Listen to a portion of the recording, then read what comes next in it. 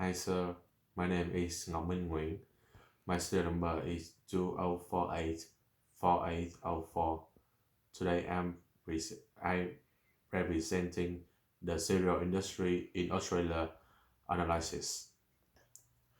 These are the points to be covered in this video. The presentation will focus mainly on the macro environment analysis and some critical thinking I have made after the research. Here are three industry facts to start up the video. First, 33% of national cereal businesses are in New South Wales. In, in 2014, the total revenue of Australian cereals market reached over 1 billion, rising by 4.2%. In 2023, the market is predicted that the volume might rise to 18.8% to 231.9 million kilograms. Up next is the SWOT analysis. The SWOT analysis is very important in conducting research about any business or industry. First is the strength. Almost everyone knows cereals and loves cereal because it's easy to repair and is very nutritious. Nutritious. Cereal cereal's quality can be easily maintained over years.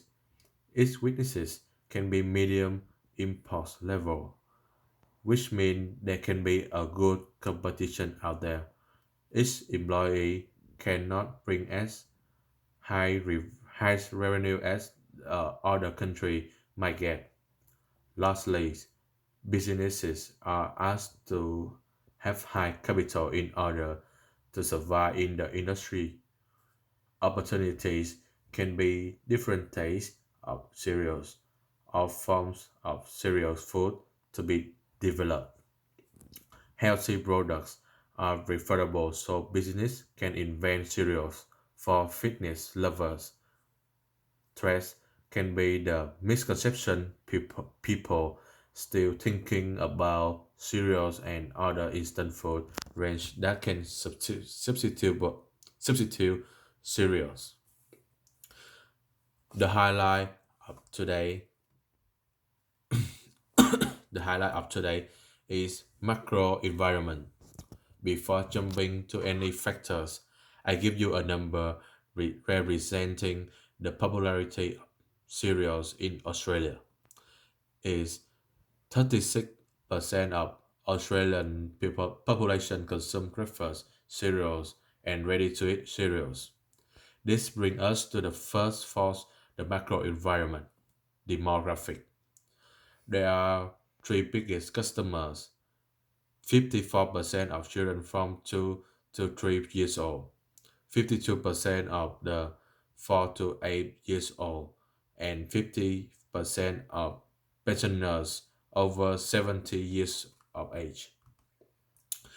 The indirect customer to target can be kids, parents, as the kid usually urge their parent to buy them cereals. Next, we have social cultural, studying the trends, the insight of our society towards our products. Up to 2012, only 6% adults from Western Australia understand the benefit of eating cereal and how healthy the cereal are. Mostly people have these misconceptions about cereals. It causes bloating, it destroys my weight loss plan, and there's nothing healthy about it. Therefore, from May 2010 to December 2013, the Australian Health Department decided to have the ready-to-eat breakfast cereal action plan to urge cereal business in Australia to promote cereals and its healthiness in their marketing campaigns.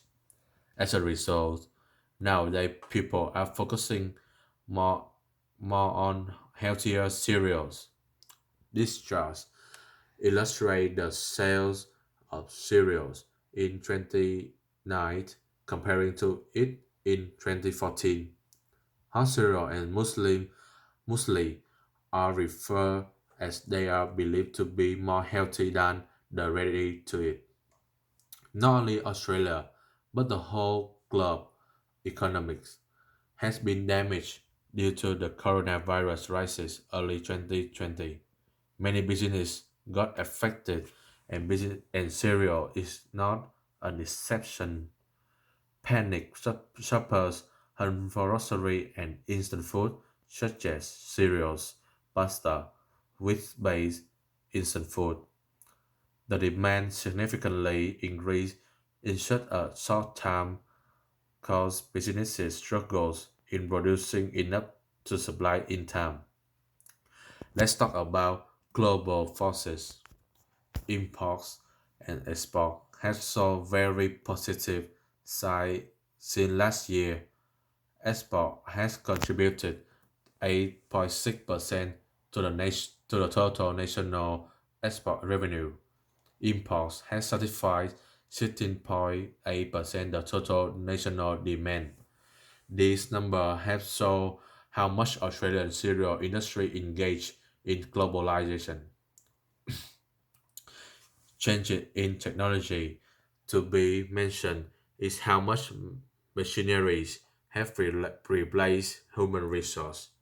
Although machine can help boost the production line's activity much faster and more effective, business can should balance the use of technology and human resource in order not to increase the total national unemployment rate. Flexible packaging is now as cereals can be kept for longer and cleaner with these packagings.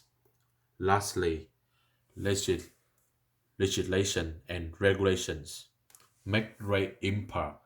The industry, each and every business in the industry must comply to these laws and regulations in order to have a healthy and safe workplace environment and run a lawful business that helps build their brand's image. After, after the research, I found out Australian population is changing and that more and more Asians are coming in the next 5 years. Why don't we sit down and seriously think about new tastes for cereal that can satisfy these new demographics? What should we do after the pandemic ends and when customers have stored so many cereals at home and they don't want to buy any more packet more pack of cereals for a long time. People are now focusing a lot in environment, so cereal firms should think about non-plastic packagings and all recyclable plastic packaging production. Thank you for listening.